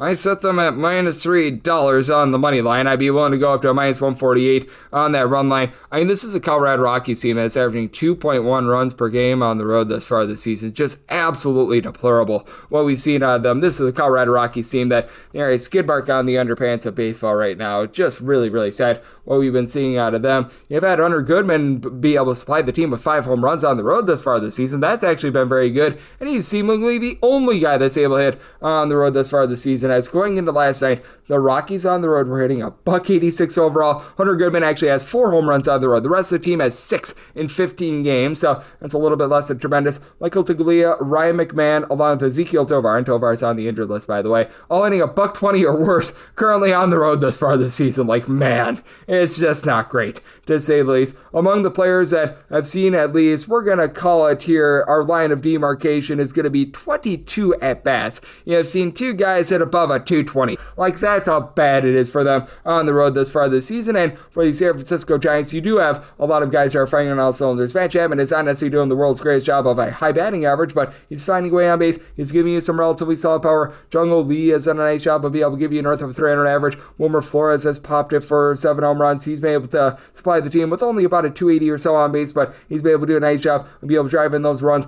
Willie Adames had a home run a few days ago to finally give this team a bit of something, and they've been having all their success with Lamont Wade Jr. hitting a $125 with like 1 home run thus far this season. So these guys have come up big. They've been dealing with an injury to Tyler Fitzgerald, but overall it's a solid offense. And I mean, the bullpen, it's been good. I don't know if it's going to be like a top 5 bullpen or anything like that, but Emilio Duvall starting to round into form after a rough start to the season last year. You've got Spencer Bivens, Hayden Birdsong, Randy Rodriguez, who are all very versatile, able to give you multiple innings. And then Taylor Rogers, along with Eric Miller, are both supplying a sub-1 ERA this far this season. So I've liked what I've seen out of them. Robbie Ray is a guy that he's a little bit all over the place. We're going to call it what it is. He does give up north of 4 walks per 9 innings, and this is a guy that has a fielding independent that is north of 4. His ERA has been right around about a 3.5 this far this season. But that said, I do think that he is going to be able to find it here, and just going up against the Colorado Rockies team that's giving you nothing whatsoever. And a guy in Antonio Senzatella who's right now giving up darn near 16 hits per 9 innings. Just been incredible the way that he has been giving up runs upon runs. He's only getting about 4 strikeouts per 9 innings. He's giving up 2 home runs per 9 as well. I do think that this is a good spot for the Giants to be able to get a win by multiple runs. So I did take a shot on the run line of the Giants. I'd be willing to go up to a minus 148 there, and I did set my total at 7.7. I would rather have a 7.5 over rather than an 8 under, because Senzatella, I think, gives up a lot of runs. So I'm in on the over, and I'm going to be willing to take a shot on that run line of the San Francisco Giants at 15-9-16. On the betting board, it is the Tampa Bay Rays, and they they're facing off against the New York Yankees, as Mad Max Fried is on the bump for the Yankees, and Ryan Pepiot goes for the Rays. And the Rays, they hip hip hooray to being a big giant underdog between plus 175 to plus 187. Minus 210 to minus 218 is that number on the Yankees. 8.5 is the total. Over and under are both at minus 110, and I did set my total at 7.9. I'm going to be very much in on the under here. For Ryan Pepiot, I think that he's got the potential to be a really, really good pitcher in this league, even dating back a few seasons ago when he was with the LA Dodgers, and he only gave up 1.1 walks per 9 innings. He showed a lot there, and ever since he's gotten with the Tampa Bay Rays, his strikeout numbers have been very rock solid. Since getting to the Rays, he's been getting about 9.7 strikeouts per 9 innings. With the Rays, his fielding independent, more around a 423, and he's had a few rough scopes of it this far this season, giving up 2 home runs per 9 innings this far this season, but he had that one rough start against the Boston Red Sox where he gave up a pair of bombs. Ever since then, he's been able to hold down the fort. He's given up 300 runs or fewer in all but one of his starts this far this season. Last time he faced off against the Yankees, that was at home, gave up 3 runs over the course of 6 innings. Now we know that Max Fried has had a lot of success already against his very Rays team, as he took that, and air quotes here, no-hitter into the 8th inning, and then they scored 1 hit as a hit, like, after the fact. That was absolutely insane and crazy, but, I mean, for Fried, 1.19 ERA, fielding independent, it's more around a 297. He has been pitching to a bit of contact, 8 strikeouts per 9 innings. He's never going to be a guy that's going to give you, like, 10-plus punch-outs per 9 innings, but steady as she goes. He's given up 3 total runs, 2 of which earned over the course of his last 4 starts, but I do think that there's going to be a little bit of regression here for Fried. He's been able to do a good job with the command, 2.2 walks per 9 innings, but I do feel as though the Tampa Bay Rays have been a little bit better with their offense than expected. Jonathan Aranda is hitting just below 300. He's been able to supply the team with 5 home runs. You've got Junior Caminero, who's been able to supply the team with 6 home runs. Now, Aranda's actually at 4 home runs, but Brandon Lau, Yandy Diaz are both at 4 home runs. And for Yandy Diaz, after a rough start to the season, he's starting to move the line. Now, you can't get anything out of the likes of a Taylor Walls, Danny Jansen. These guys have been rough, to say the least. And Jake Magnum going on the injured list. Heard some about Cameron Midsner has been able to give you north of 350 on base. You've had some like a Chandler Simpson be able to step up, move the line for the team, and you know that with the Tampa Bay Rays, this bullpen is always going to do a good job of mixing and matching. Pete Fairbanks is a relatively rock-solid closer, but someone like Emmanuel Rodriguez can be a long guy that's able to give you a sub-250 ERA. Hunter Biggie coming over from the Cubs, he's been rock-solid. Edwin Uceta is able to hold down the fort for multiple innings along with Mason Englert, and for the New York Yankees, Luke Weaver has been very reliable for them, but outside of Luke Weaver, what are you going to be able to get out of everyone else? Because for Devin Williams, this has been very much a less than savory start to the season for them. You've had Brent Hedrick, when he's been out there, being able to give the team some good innings, but they haven't utilized him too much. I don't know if they sent him down to the minor leagues or what, but we haven't seen him in quite some time. I'm not quite sure why, so that's been a little bit of an issue for them. Tim Hill's been able to give you some relatively respectable innings as well, but you've got a lot of rolls of the dice here in the bullpen. Tyler Madsick, he's starting to get back to himself after he's dealt with injuries over the last few seasons, and for the New York Yankees, as we know, this is a team that's really able to launch a ball out of the yard when they're at home. At home, they are averaging the most home runs per game of any team in all of baseball, and they're averaging about 6.4 runs per contest when they are over at Yankee Stadium. Aaron Judge give you darn near 500 on base with 8+ home runs as far this season. Has been absolutely insane. Paul Goldschmidt is moving the line. He's giving you a 400 on base, but Anthony Volpe has been a little bit rough since that first week or so of the season. You've got Cody Bellinger, hasn't lived up to his billing. He, Jazz Chisholm, Austin Wells, owing a 215 or lower for the team, albeit with Chisholm, he has been able to give you 7 bombs, and Ben Rice and his 8 home runs has been rock solid as well. But I think that Pepiot just being a little bit disrespected here. I do think that regression comes from Max Fried. I think that this is going to be a lower scoring game. I think that Pepiot gives you a good start. Semi-total 7.9. I like the under. And with the Tampa Bay Rays, I'm willing to take a shot on the money line. Was willing to take a plus 160 or higher. 917, 918 on the betting board. The Kansas City Royals are on the road against the Baltimore Orioles. Dean Kramer goes for the Orioles. Michael Wacha, and if he has a bad start, he becomes a dying Pac-Man voice. Michael Waka Waka Waka Waka. He goes for the Royals, and the Royals do find themselves in this case as a very slim underdog. You're going to be getting them between a plus 110 to a plus 115. Meanwhile, between minus 125 to a minus 130. That number on Baltimore, 9.5 is the total. The under is minus 115 to minus 120. Over between even a minus 105. Did somebody tell you you're at an 8.7? I'm going to be willing to take a shot on the under. Michael Wacha has been a relatively solid pitcher since coming on over to Kansas City. I'm not saying that this guy is going to go out there and be Cy Young 2.0 or anything like that, but for Michael Wacha, he's been posting up about a 3.38 ERA. He's getting about 7.5 strikeouts to 3.5 walks per 9 innings. He's been able to keep the ball in the yard, giving up just 1 home run in 32 innings, and for Kramer, it's been a rough start to the season for him. He's posting up an ERA that is north of 7 now. I will say, for Dean Kramer, all but one of his starts this season have come on the road, and when he had his 1 home start, he allowed 1 run in 5 1/3 innings. He always does feel a little bit more, shall we say, at home when he is at home, because he is a guy that does have the propensity to give up the deep ball. But for Kramer as well, he has been giving up north of 3 walks per 9 innings, while not necessarily being an amazing power pitcher, so there's a lot to be desired there. And for the Orioles, if you're able to get into Yunier Cano, Felix Bautista, I think that that's one of the better 1-2 punches that you're going to find in all of baseball in the bullpen. And Keegan Aiken has been a relatively solid long guy as well, but some of these other guys in the bullpen, you just don't know if you're going to be able to get them. Brian Baker has been a little bit hot and cold for this team, so that's something that you do have your trepidations with, to say the least. They've been trying to be able to get some good innings out of Sir Anthony Dominguez that he's been able to fly, but Gregory Soto is once again looking like Gregory Soto. And for the Baltimore Orioles, this has been a team that has been a little bit banged up. Cedric Mullins has been able to turn back the clock this season. He's given the team 6 home runs, north of 400 on base. I love what I'm seeing there. That said, you've got a lot of guys that you just expect to be a little bit better out there in this lineup that just have not been able to give you too much. Hudson Kierstead about a 250 on base. Ryan Mountcastle is hitting a $194. Gunnar Henderson has just not been able to find it as he began the season on the injured list. And Adley Rutschman, over the last 150 games, he's hardly hitting above the middle line of a 200, and that's coupled by the fact that you've got Jordan Westberg and Tyler O'Neill currently on the injured list, so that's hurting the team quite a bit. Meanwhile, for the Kansas City Royals, this is currently the dead last offense in all of baseball in terms of runs per game. This despite the fact that Bobby Witt Jr., a 21-game inning streak, he's done a nice job moving the line. He just hasn't supplied a lot of power, just 2 home runs as far this season for Witt Jr. Drew Waters is starting to hit above a 250, but you need to get a little bit more of the Jonathan India, who's been hitting right around the middle line of 200. Kyle Isbell, he's leaving something to be desired as well in terms of only giving you 1 home run this far this season. And MJ Melendez, when he's been up at the big league level, as I think that they just optioned him back down. He's been giving you about a 100 average. That has been a big giant disappointment for the team. So you've got a lot of guys that just aren't hitting. Vinny Pasquantino is up to 4 home runs, but hitting a $177. But I actually do like this Royals bullpen. Lucas Serge, Carlos Aceves in the 8th and 9th innings have been rock solid. John Schreiber has given you some good innings with, give you about a 2 or so ERA. Chris Strain, he can be a little bit of a roll of the dice, but overall this has been a bullpen that has been able to do a nice job holding down the fort. So I do think that this is a good circumstance for the Kansas City Royals to get the job done against a guy in Kramer that I just don't have a lot of faith in whatsoever, and the Orioles have been very hit or miss with regards to that offense. So I'm going to be willing to take a shot on the under, so I might throw it at an 8.7, and for the Royals, set them at a minus 102. So we'll take that plus money on the money line. 919, 920 on the betting board. The Cleveland Guardians,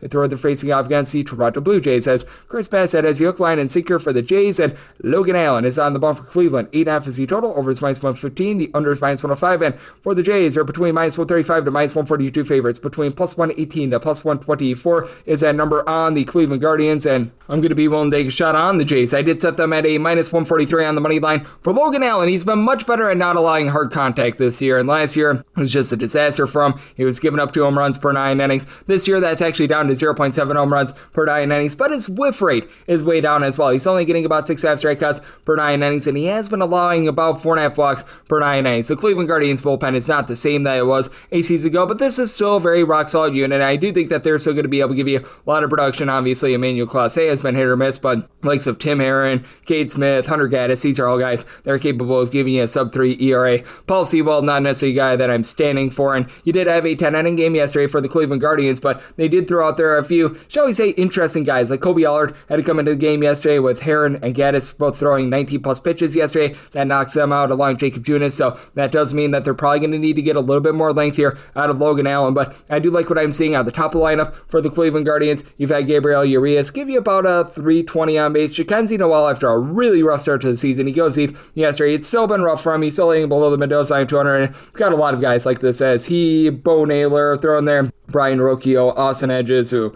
whenever he gets starts, that's rough. Nolan Jones. These guys have just not been able to give you a lot at the bottom of the fold, but that's a Kyle Manzardo. Even though he's not hitting for a ton of average, he's been able to give you 7 home runs. Jose Ramirez, he was able to come up with an RBI yesterday, so he's been able to give you a bit of something. And Stephen Kwan, 365 on base with 5+ home runs at the leadoff spot. That's pretty rock solid, but it is a Guardian team that they leave something to be desired offensively. And for the Toronto Blue Jays, we're actually going to have Andrew Cayley on the podcast tomorrow. He does great work over at Covers. This has been a team that just has not been able to deep ball. They're a bottom 3 team in terms of home runs per game this season, despite the fact that you've got Anthony Santander and Vlad Guerrero Jr. in that lineup. Both of these guys, 3 home runs thus far this season, and Santander has been hitting below the Mendoza line 200. Now for Guerrero, he's still doing a good job of being able to get on base, as he's been able to give you about a 360 or so on base, and undersold Santander. He's up to 4 home runs, but he's hitting $175. So yeah, that's been rough to say the least. And you got other guys that are able to move the line, get on base, and give some production, like Bo Bichette has yet to be able to hit a home run this season, but at the very least, he's giving you about a 295 average. You've had George Springer supply about a 400 on base without a lot of power. So these guys have been rock solid. But on the fold, you could use a bit more out of the likes of a Will Wagner. I think has a little bit of upside. Alan Roden, guys like this. But for the Blue Jays, bullpen has been relatively solid with their top guys. Now, when you get into the super long relief, that's sometimes a little bit rough, but Mason Fluharty has actually been halfway decent. He's supplying a sub 275 ERA. Yimi Garcia, Jeff Hoffman, both a sub 125 ERA. Chad Green has been relatively solid, though he could be a little bit shaky from time to time, so it is an interesting circumstance with Chris Bassett really being dominant this year. 235 fielding independent, about a 265 ERA, 10 strikeouts per 9 innings. He's only allowed 2 home runs in his 6 starts thus far this season, so I do think that the Guardians are going to be held down for the Blue Jays. Again, not a lot of power, but I think that their station-to-station style against Logan Allen does just enough to get the job done. Set my total at 7.9. I like the under, and I like the Blue Jays up to a minus 142 on that money line.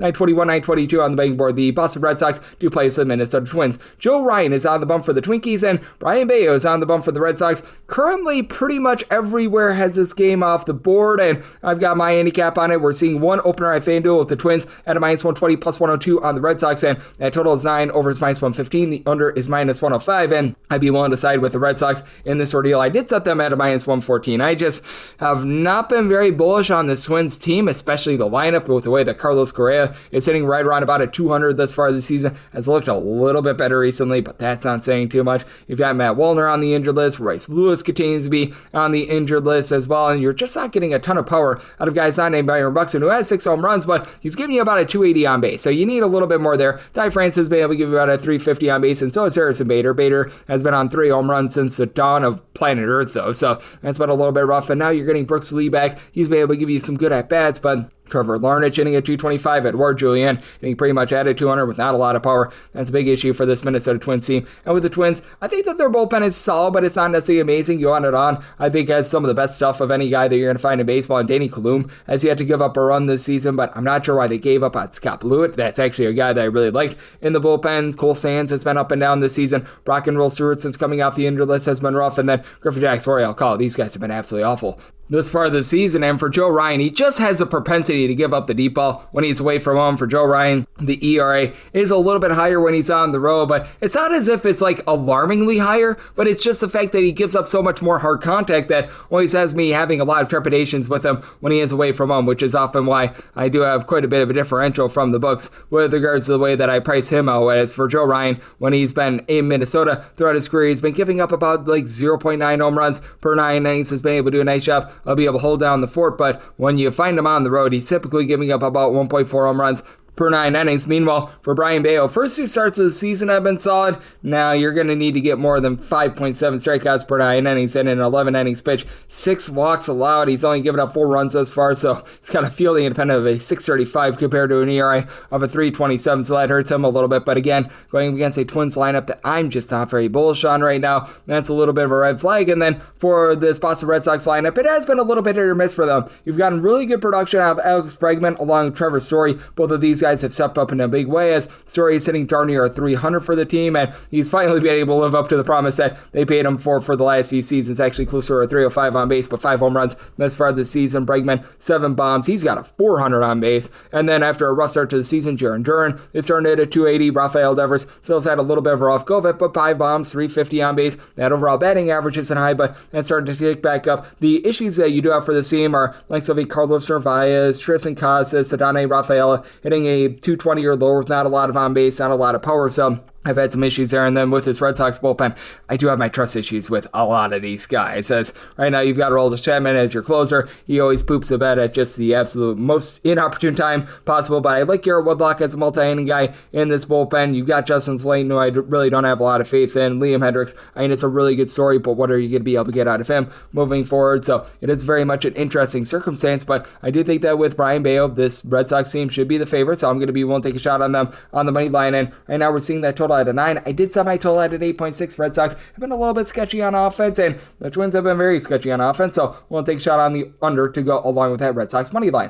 923, 924 on the betting board. The Houston Astros hit the road. They're facing off against the Chicago White Sox. Jonathan Cannon is on the bump for the Southsiders, and you've got Mr. Framber Valdez on the bump for Houston. 7.5 is the total. Over and under both at minus 110. With Houston, they're between minus 220 to minus 240 favorites, and between plus 190 to plus 205 is that number on the White Sox, and I did set my total at a 7.7. So I'm going to be willing to take a shot on the over. This is mainly a fade of Jonathan Cannon rather than anything else, as Framber Valdez throughout his career has actually been a little bit of a better road pitcher rather than a home pitcher, and he's got a 4 ERA right now, but he has pitched better than that. 369 fielding independent. He's giving up less than a home run per 9 innings. He could use a little bit more swing and miss, only about 7.8 strikeouts per 9 innings, but I think that that's going to come around. Really, his numbers are warped by the fact that he gave up the 7 runs they did against the St. Louis Cardinals a few starts ago. Last 2 starts combined 14 innings, was able to give up only 4 runs in those 2 starts, so was able to have a nice bounce back there, and I do think that he's going to be able to give a good performance here. Meanwhile, on the flip side, you got a guy in Cannon that, well, it has not necessarily been amazing for him. Now, the White Sox actually have a few blowout wins at the start of the season, but this is still a rough team that has a guy in Cannon that is supplying a 520 fielding independent, 450 ERA, giving up nearly 5 walks per 9 innings with only 7.5 strikeouts per 9. This is a White Sox bullpen that I just have a tough time trusting in, as you've had Cam Bouger actually be very good in the bullpen, and I like Ben Murphy a few seasons ago when he was over with the Seattle Mariners, but he has been having a very rough go of it this season as well. Jordan Leisure, I think, has a little bit of upside for the team, and then they tried out Mike Clevenger in the bullpen. That didn't necessarily work out for them. Brandon Eisert has north of 5 ERA. Bryce Wilson, they're trying to utilize as sort of a bulk guy right now, so you've got a lot of mixing and matching that's going on there. And for the Chicago White Sox, Lennon Sosa has actually been able to do 69 for the team, so that's been pretty rock solid, but man, you have a lot of guys that are hitting below 200 that aren't giving you any sort of on base. Luis Robert, Andrew Vaughn, Nick Matone, Michael A. Taylor, you just go down the list, Joshua Palacios, and like none of these guys are giving you power. Andrew Benintendi has been able to fly 5 home runs at a 310 on base, and he's the only guy on the team that's given you north of 3 home runs this season, and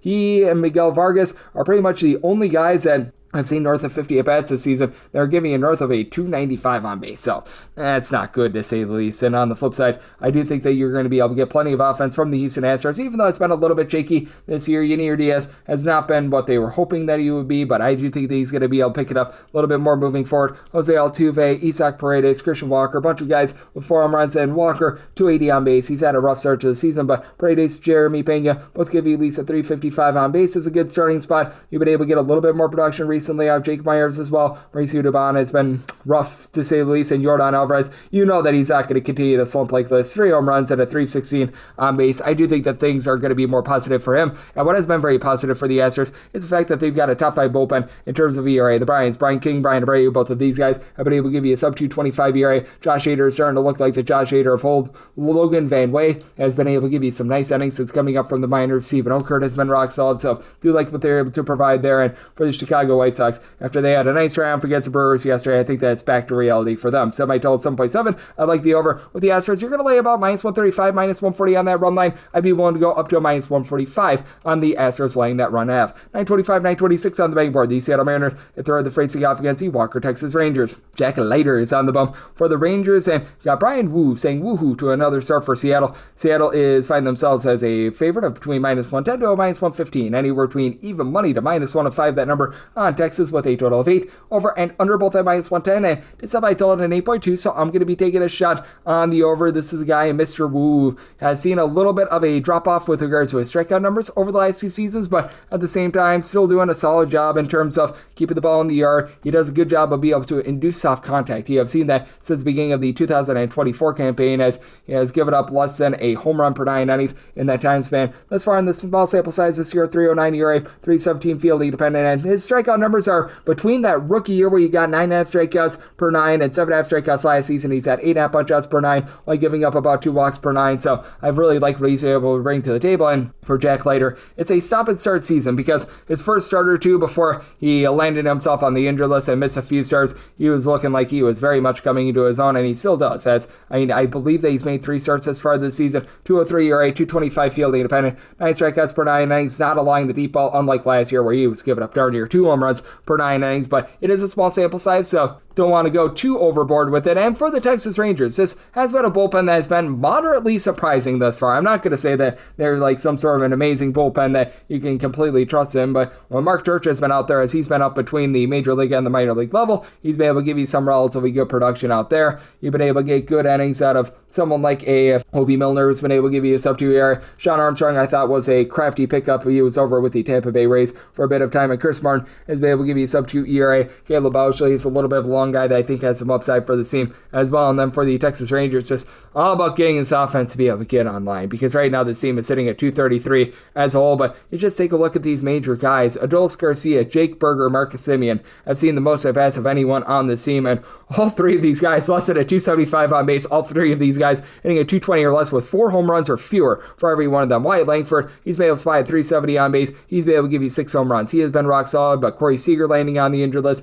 that's rough. Josh Smith has been able to about a 300 for the team, so that's been nice. And Josh Young, he's able to move the line, not giving you a ton of power, but he's finding way on. But Jack Peterson hitting a nice hearty buck-08 thus far this season has not been great. Leody Taveras, you know that he's not going to give you a lot of power, but he's pretty solid in terms of being able to get on base as well. And I do think that that's going to be big for the Texas Rangers in an ordeal where you've got a Mariners team that's done a really nice job of slugging out the deep ball. As big dumper Cal Raleigh, I believe he was the first hitter to 10 home runs this season. Might have been beaten out by Eugenio Suarez, but he's been tremendous this season. Now, you do have a few guys that you just need a little bit more average from them. I recognize that Randy Arozarena is giving you about a 360 on base, but Julio Rodriguez, Luke Raley, only between about a 205 to a 210, and Rowdy Tellez, though he's got 4 home runs this season, he's giving you a 234 on base, so you need a little bit more out of those guys. But that said, Ori Polanco, north of 400 on base, he has slugged out 9 home runs in his first 73 at-bats. He has been tremendous. Ben Williamson, a little bit of a young gun that they've given a few opportunities to in the infield. He's been able to find a way on base as well, which has been big because they've been without Victor Robles in that lineup. And for Seattle, this is looking like it's going to be about a league average bullpen. You've got one dominant closer in Andres Munoz, who I don't think that he's given up a run thus far this season. And Gabe Spire has been a relatively good setup man, but when you come to the likes of a Casey Bugamina, Gregory Santos, Edward Bazardo, you're going to need a little bit more there. And De Los Seguedo has been rough thus far this season, so it is an interesting circumstance. I think that Wu gets a little bit of a better start than Jack Leiter, and the Rangers are going to hit at some point. It has been impossible the way that they have left so many men on base. I did something till at an 8.2. I like the over. And with the Seattle Mariners, I'm willing to lay up to a minus 122 on that money line. 927, 928 on the betting board. The Detroit Tigers hit the road to face off against the LA Angels. Jose Soriano is on the bump for the Halos, and Tariq Skubal is on the bump for Detroit. And Detroit is anywhere between a minus 160 to a minus 165 favorite, anywhere between plus 140 to plus 150. That number on Los Angeles, 7.5 is the total. Over is minus 115. The under is minus -105. I did set the Detroit Tigers at a -162 on the money line. If you're looking at that run line, you're going to be finding that at even money. Even money is my absolute max buy point on the Detroit Tigers run line, but I'm willing to take even money or better with regards to that Detroit Tigers run line. With Tariq Skubal, he has been very dominant ever since those rough first two starts of the season. He had to start out the season on the West Coast, facing off against the Dodgers on the road, so I mean that's very forgivable, but ever since then, for Tariq Skubal, how about 2 runs allowed over the course of his last 4 starts, totaling 24 innings, so he has been back to his dominant self. He's getting in that neighborhood of about 10.5 strikeouts per 9, so 1.3 walks per 9. This is the guy that won the Cy Young Award last season, and he is very much living up to that billing. And for Jose Soriano, last season he was able to do a really good job of keeping the ball in the yard, but really didn't do a lot else. Wasn't necessarily a high strikeout guy. He was giving up a few walks, and thus far this season, he's doing the exact same thing. He's given up 4 walks per 9 innings. He's getting only about 7 strikeouts per 9 innings, but hasn't really allowed a lot of home runs. 3 bombs allowed in 34 innings across 6 starts, so he's got a 4.02 fielding dependent, 4.50 ERA. He has though given up at least 3 runs in 4 of his last 5 starts, so it appears as though the book might be finally out on him. And for the Detroit Tigers, you've had a lot of these young bats just be able to step up for the team. Spencer Torkelson is giving you just below 350 on base. He's done a nice job of being able to slug out that deep ball with 8 home runs. Zach McKinstry is hitting well above a 300. Riley Green, after a rough start to the season, he's up to 6 bombs. He's made a bit north of 260. Dylan Dingler, when he's gotten at bats, hasn't drawn any walks, but he's hitting about a 270 as well. Cole Keith, Justin Henry, Malloy are leaving something to be desired along Trey Sweeney. These 3 guys hitting below the minimum 200 entering into yesterday, but I don't know. I really do like the way that the offense is holding it down, and Avi Baez hasn't been a waste of money. And for the Detroit Tigers, this bullpen, ever since the All-Star break of 2024, top 3 team with regards to ERAs. You've got so many guys that are giving you a sub-3 ERA. Brant Herter is able to give you multiple innings. Tyler Holton, I know that they've dealt with a little bit of an injury to Brandon Hennefy, but that's that Tommy Canely. He's been able to do a nice job holding it down for the team, so you just have a lot of guys that do a nice job of mixing and matching it for the Angels. Going into Thursday night, they had the worst bullpen ERA in the American League with north of 5, as they've currently got Ben Joyce on the injured list, and Kenley Jansen has been rock solid when they've gotten him the ball in the closer's role. The problem is they don't give him a lot of chances to close because, well, they have not been playing very well recently. And if you take a look at guys that are currently in the bullpen for this team, you've got Kenley Jansen, who's been able to give you that ERA, and Jake Eater in 2 appearances has been fine, but take those guys out, every single one of the other pitchers for the Angels has at least a 3.72 ERA, with Garrett McDaniels, Ryan Zephyrian, really the lone 2 guys that give you a sub 4.85 ERA, like Reed Devers is starting to get destroyed. You've had Michael Darrell Hicks, who just has given you nothing whatsoever. Carl Edwards Jr., someone that you don't want to be trusting in. This is a relatively rough bullpen end for the Angels. They're in the bottom 5 in the big leagues in terms of batting average. Like Mike Trout, it's nice that he's giving you 9 home runs, but he entered into yesterday hitting a $179. When do you say that about Mike Trout? You've got Taylor Ward, who's hitting a $189. He's got 6 home runs, but he's just not finding a way to move the line and get on base. Really, one of the few guys that has been able to do so has been Logan O'Hoppe, hitting for about a 270, 8 home runs. He's been rock solid, but Kyron Paris, after his good start to the season, 5 bombs, less than a 300 on base. Zach Neto is starting to move the line, but that said, I think that Tariq Skubal and this bullpen really hold it down. I did set the Tigers to where I'm willing to take that even money run line, and I did set my total at 7.6 because I do think that they get to the Angels and this bad bullpen. So looking at the 7.5 over and the run line of Detroit, and we wrap things up with 9:29, 9:30 on the betting board.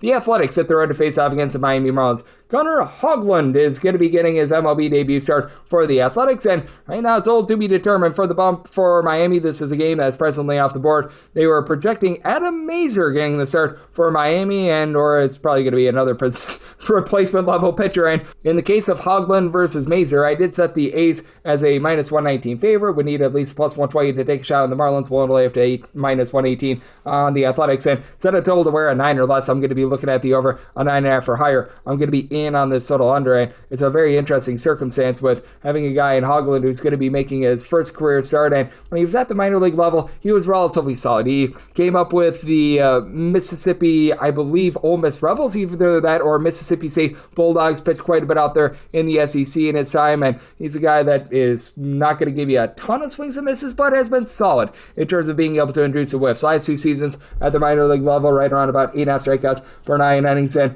his ERA this season was throws a 243 out there in the PCL, which is actually really, really good because the PCL is a juice ball league at a lot of places that involve elevation. If you look at his last non-PCL season, that was with Midland in 2024, made 18 starts, was posting up a sub-3 ERA, was doing a nice job keeping the walks down, gave up about a home run per 9 innings. Not anyone that I think is going to blow you away, not anyone that's going to completely poop the bed. And for Adam Mazur, last season he got quite a few starts for the San Diego Padres, and he was someone that was pooping the bed for years. He was getting no strikeouts whatsoever. The command was not necessarily great. He was getting taken for a ride in general as he posted up a nice hearty 7.49 ERA, 5.9 strikeouts, 5.6 walks per 9. Now, with the old Jacksonville Jumbo Shrimp this season, it's been a little bit of a different story for our good friend and Mr. Mazur, as he's been able to supply the team with a sub-150 ERA, and he's been getting 8.5 strikeouts to 1.1 walks per 9 innings. But even going back to last year with the Jumbo Shrimp at the AAA level, he had a north of 5 ERA, so I think that this might be a little bit of a byproduct of a small sample size, and even if Mazur gives you a few relatively solid innings, this is still a Miami Marlins bullpen that,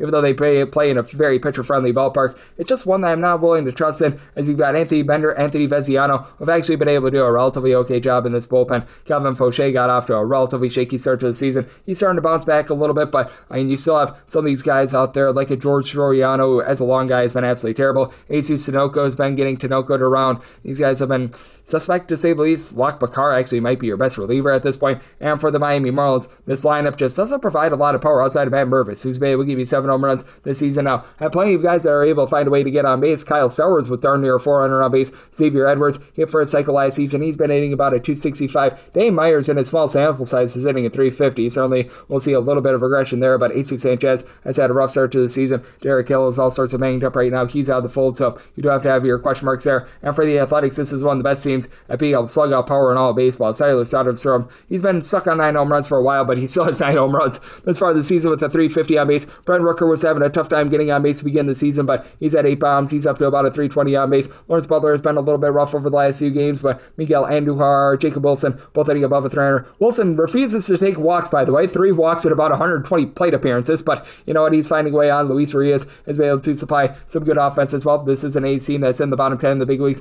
with regards to their bullpen ERA, even though you do have a very dominant closer in Mason Miller. It's all about getting him the ball, and you've had Tyler Ferguson be able to step up. He's giving you a sub-1 ERA. Justin Sterner has been really good in that bullpen as well. But when you get outside those main bullpen pieces, Mitch Spence is an okay long guy, but the likes of Noah Murdoch, Anel Perdomo, Jason Alexander, they have been not great, to say the least. So it's an interesting circumstance here. Again, I'm willing to lay up to a minus 118 on the Athletics, plus 120 or higher. Looking at the Marlins, and then 9 or less in on the over 9.5 or higher, the under, and that'll wrap things up for the Friday edition of the Baseball Betting Show, now part of the VSIN family podcast. Big thanks to Ben Wilson, who does such tremendous work here at VSIN, for joining me in last segment. If you do like hearing from this fine podcast, Baseball Betting Show, you're able to subscribe wherever you get your podcasts: Apple Podcasts, Google Play, Spotify, Stitcher, and TuneIn. If you have a question, comment, segment idea, what have you for this podcast, you'll find them 2 ways. I'll further those in. First one is my Twitter/X timeline at @June_81. Keep in mind, letters EM, they mean does not matter, so as per usual, please send these into the timeline. The other way is find an Apple Podcast review. If you rate this podcast 5 stars, it is very much appreciated. From there, you're able to fire in whatever you'd like to hear on this podcast, find that 5-star review, and I am going to be coming at you guys every single day throughout the baseball season, and that means I'll be back with you once again tomorrow. Thank you. If your job at a healthcare facility includes disinfecting against viruses, you know prevention is the best medicine. And maintaining healthy spaces starts with a healthy cleaning routine. Grainger's world-class supply chain helps ensure you have the quality products you need when you need them. From disinfectants and cleaning supplies to personal protective equipment, so you can help deliver a clean bill of health. Call 1-800-GRAINGER, click Grainger.com, or just stop by. Grainger, for the ones who get it done.